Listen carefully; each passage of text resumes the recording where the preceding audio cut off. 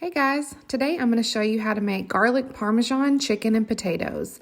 This dish is delicious.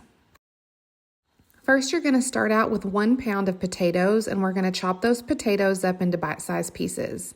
You can use any kind of potato that you want. I just use these red ones. Next, we're going to put these potatoes on a baking sheet. And you're just going to drizzle some olive oil over and toss together until all of the potatoes are coated in the oil. Next, we're going to season the potatoes with 1/2 teaspoon of salt, 1/2 teaspoon of pepper, and 1/2 teaspoon of garlic powder. You're going to put these in the oven and bake these at 400 degrees for 25 minutes. Once they're done, just take them out and set them aside. Now you're going to need 1 pound of chicken breast. You're just going to want to cut up your chicken breast into cubes into little bite-sized pieces. Now you're going to season your chicken with 1/2 teaspoon of salt, 1/2 teaspoon of pepper, 1/2 teaspoon of garlic powder, and 1/2 teaspoon of paprika. Now just make sure that all of the chicken is coated with the seasonings.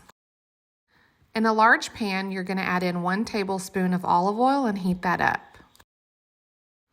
Next, you're going to add in your chicken to the pan and you're going to cook this until it's done. Cooking times may vary, but I would say this would take about 7 to 10 minutes until the chicken is done. You're going to need a bottle of the Buffalo Wild Wings Parmesan Garlic Sauce, and you can get this at the grocery store. Now you're just going to add as much of the sauce as you'd like to your chicken.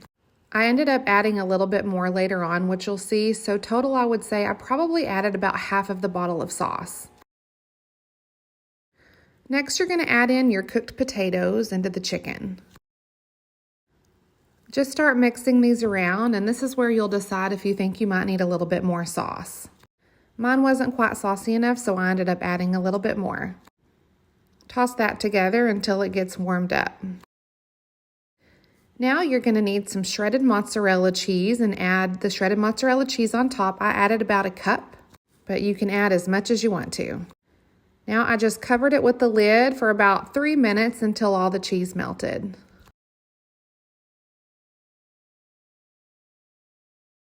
This ended up being so good, and it was definitely one of my family's favorite things that I've made. I hope you guys like this recipe, and you guys let me know if you give it a try. Have a great day.